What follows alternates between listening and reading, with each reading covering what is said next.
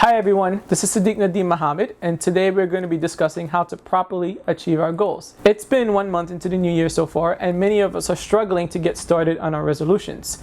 This is nothing new. Every year it's the same thing. People just write down what they want to do, but they never actually get started on it because they forget that they actually have to plan it out. And today I'm going to give you some tips on how to actually get started on the planning, because as you know, those who fail to plan to fail. So the first thing I think we should do is do some self-reflection. So get a pen and paper and go sit in an area where you could focus, preferably a place that's quiet, and ask yourself a few of these questions. The first one is, what area in your life right now are you unhappy with? And then write that down. It could be anything. It could be your love life, your health. It could be your job, and just jot down what you don't like about it, and then follow that up by why don't you like it. I mean, it may sound like such a silly thing to ask yourself, but you know what? We need to acknowledge the problem of whatever it is. Followed by that, you would ask yourself, what habits or what have I been doing to get myself into this current situation that I'm in? For example, last year, one of my big issues was my finances. I couldn't manage to save for some reason, and when I sat down and did this self-reflection and I got to the question and asked myself why, I saw that I was actually going out way too much.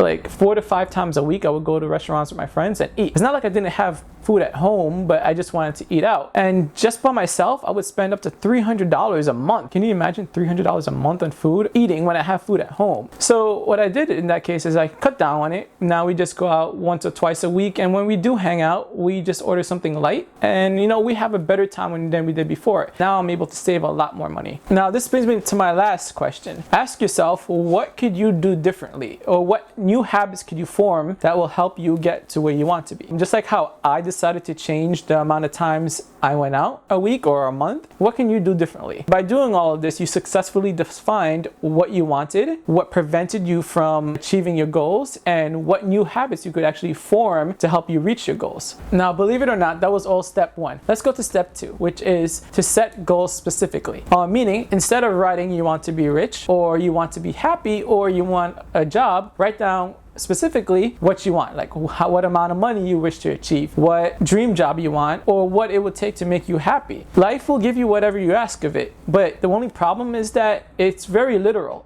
For example, you can be walking down the street one day, you'll find $1, or you could win $100 in the lottery, and that would be life saying, hey look, I made you richer, you asked to be richer, here you go. And in reality, you didn't really mean that. In reality, you wanted to have a lot of money, like a good fortune where you could live off of. So be specific when asking for something, because life will give you exactly what you ask for. Think of it this way. When you go to a restaurant, do you say to the waiter or waitress, hey, bring me Chinese food, or bring me American food, or Mexican food? And if you do, the server is going to look at you like they're kind of confused, and say they do bring you something. There's a good possibility that you may not like what they bring you. It may not be in your budget, or you may be allergic to it and you get sick. So be careful about what you ask for. But when you look at the menu and you actually do see on the list exactly what you want, and you tell that to the waiter or waitress, they will bring you exactly that.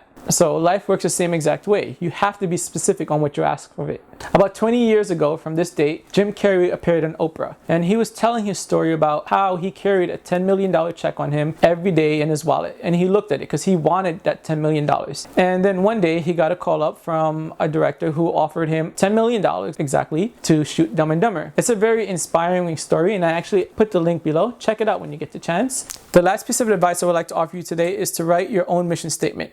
Make sure you include your standards, your goals, and what you want out of life. For example, my mission statement is to continue teaching people how they could improve and how they could get further into their careers and how they can achieve their goals. I want to be able to spread positivity as best as I can. And once you finish doing this, make sure you set it in an area where you can see it every single day so it becomes a part of you. Thank you everyone for listening. As I mentioned, part of our mission is to help others. This is why I started this channel, as an example that once you set a goal and go for it, you can achieve anything. So I would like to invite you to this journey of mine, so that way we can all grow together. If you would like to be a part of it, please subscribe by clicking the subscribe button at the bottom. And if you feel this video has benefited you in any way, please share it with someone else as well. Thank you so much, and I'll see you next time.